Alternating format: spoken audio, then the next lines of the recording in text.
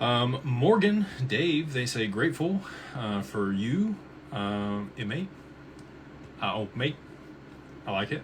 If market prices Fed cuts with weak jobs data, then the carry trade margin shrinks. Meanwhile, implied cuts make USD versus JPY fall and reduce chance of BOJ hike. Aren't those opposing forces? They are.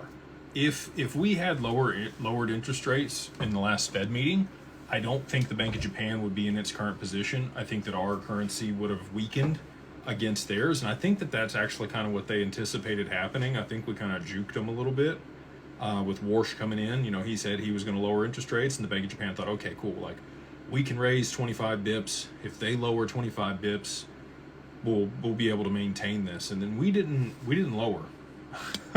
So it's now left them in a precarious situation. But to your point, if we lowered aggressively, the problem there is, and the reason that we haven't, is that would also unwind the reverse carry trade. And the reason being would be the yields on our treasuries would drop enough that people would have incentive to go ahead and swap into Japanese treasuries. And then we're in the same position. There's going to be a lot of people liquidating collateral, liquidating their stock positions. Somebody will yell fire in the theater. Everybody runs for the door at the same time. And we're in the same spot. So that's why, like, it really doesn't matter who moves. And the Bank of Japan can't lower interest rates because the inflation's too high in their economy. They can't make their currency get weaker against the dollar.